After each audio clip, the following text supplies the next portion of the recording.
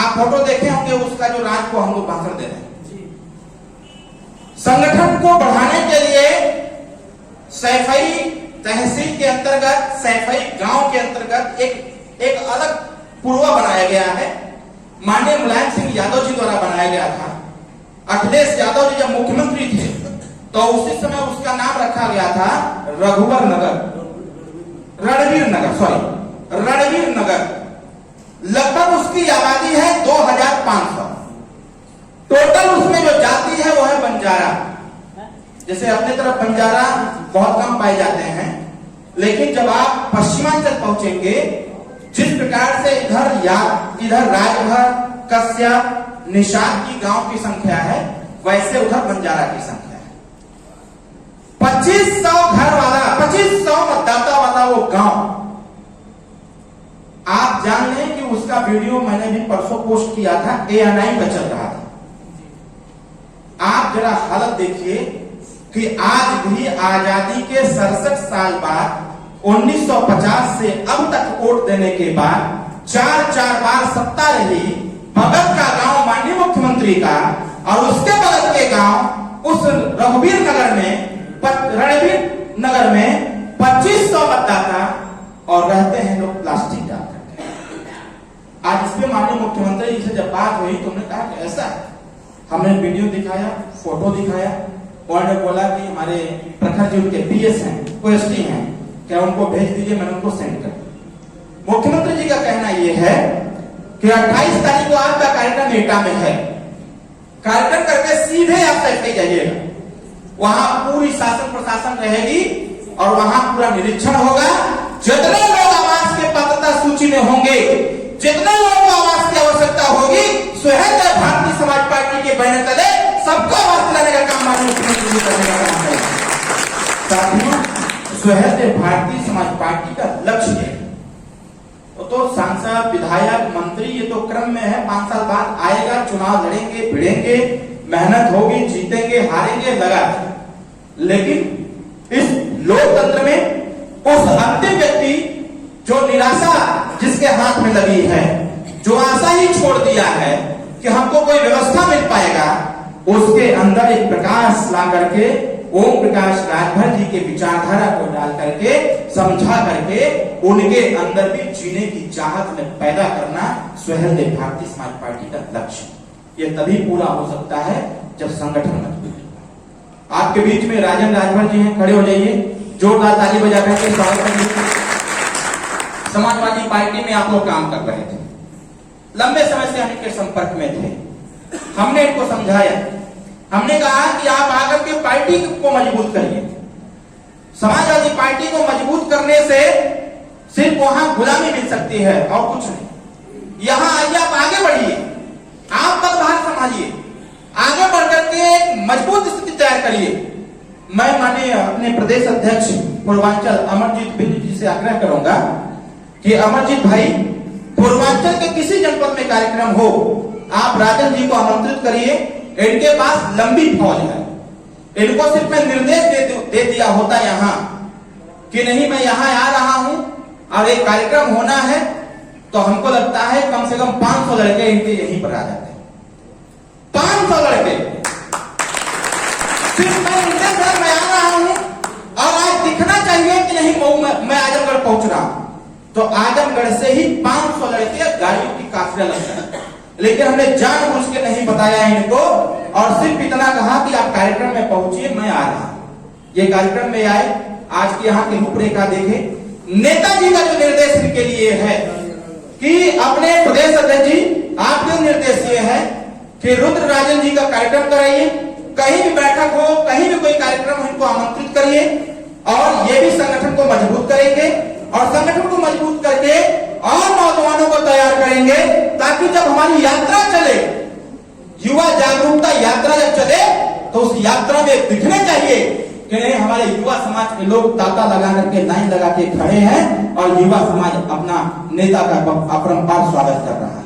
कहने का मतलब यह है कि संगठन जब तक मजबूत नहीं होगा, तब तक हम किसी भी जंग को जीत नहीं पाएंगे, या किसी भी विचारधारा को हम आगे नहीं बढ़ा पाएंगे।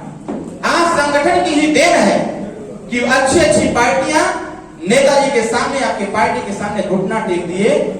बहुत चर्चा इस बात की है कि यार सपा, बसपा, कांग्रेस, ये जो तीनों पार्टियां हैं, अन्य बहुत सारी पार्टियां हैं, ये उत्तर प्रदेश में दिख नहीं रही हैं।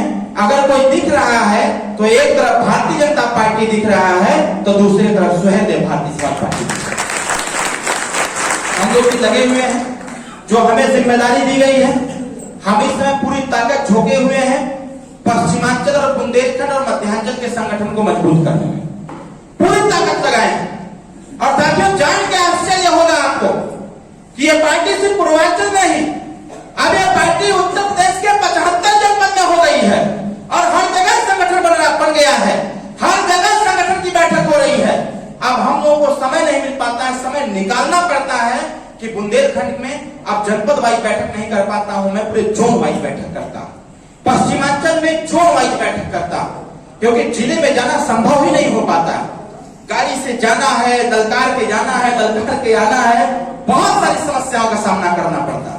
इसलिए पूरा मैनेजमेंट मेरे हाथ में रहता है, संगठनात्मक मैनेजमेंट, फाइनेंशियल मैनेजमेंट, फिर उसका पूरा रूट देखना पड़ता है, नेताजी का कार्यक्रम, अपना खुद का कार्यक्रम, संगठन में और बदलाव क्या करना है, किसको किस पद पे रखना है, ये सारी चीजें इतनी बड़ी जिम्मेदारी हो गई है। उस जिम्मेदारी का निर्वहन करना है, उसके साथ साथ हमें अन्य स्टेट में भी कार्यक्रम को चलाना है। इसलिए मैं आपसे कह रहा हूं, कहीं भी कोई भी चौपाल, सभा, जनसभा का कार्यक्रम का आयोजन युवा समाज करना चाहता हो, आपको लगे कि पदाधिकारी अगर हमारे बीच में या बड़े पदाधिकारी आ जाते तो हमारा एक युवा समाज का चौपाल लग जाता। आप रुद्र जी को बुलाइए, अश्विनी मिश्रा जी को बुलाइए, उमेश जी हैं हमारे, अभी सोनभद्र में गया था, मैंने घोषणा किया अपने भाई साहब का, क्या नाम आपका, रितेश कुमार जी का, इनको बुलाइए। मतलब कि अब हर जनपद में युवा समाज तैयार हो गया, युवा कार्यकर्ता तैयार है। तो मेरे हिसाब से आज से यह निर्देश जारी हो जाए कि 5 तारीख की जो बैठक हो, 5 तारीख की बैठक जो जिले की बैठक होती है, जिले की मुख्य कमेटी की तो बैठक होगी ही होगी।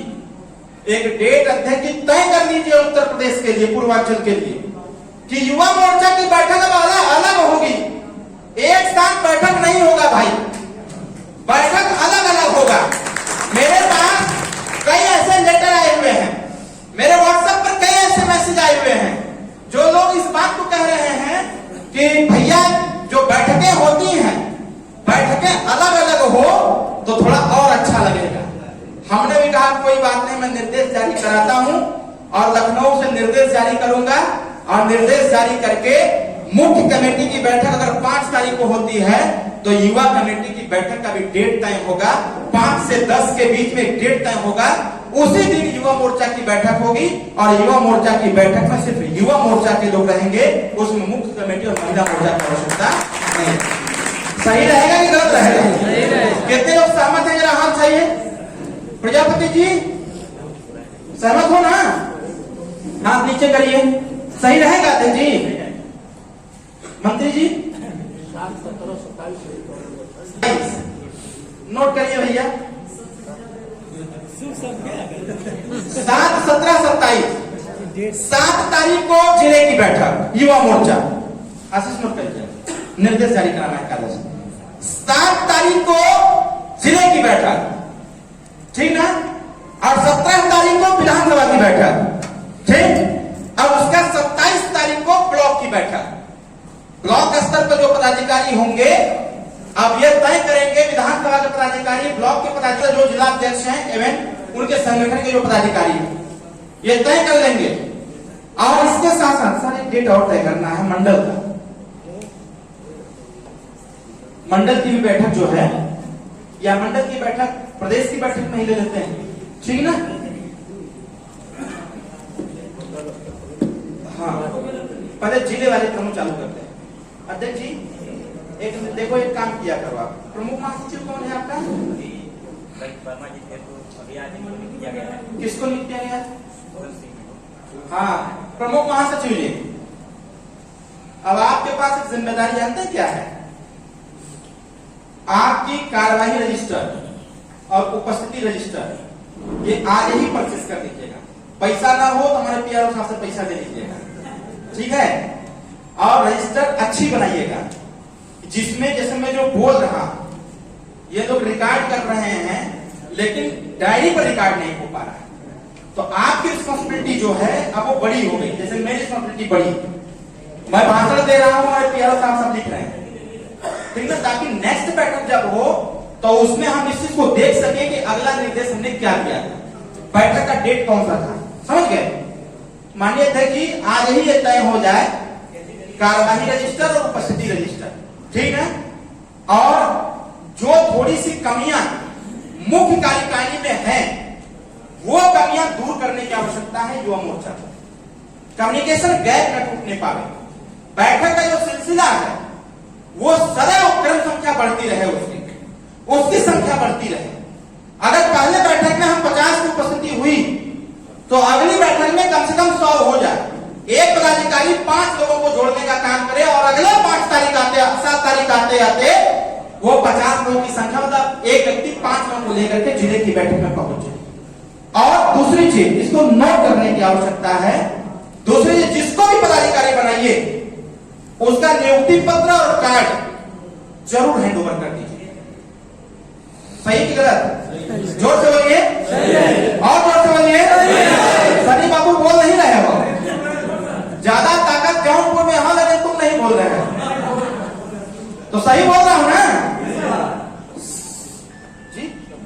हाँ, उनका नियुक्ति पत्र और सक्रिय सदस्यता ये जरूर रहे, जिससे कि आने वाले समयों में वही क्रम वो नीचे भी देते रहे।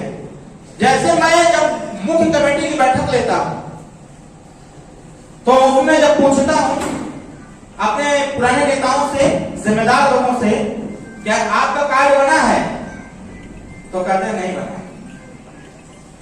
आप सक्रिय सदस्य हैं, अरे इतना साल से है, क्या सक्रिय ना हिला।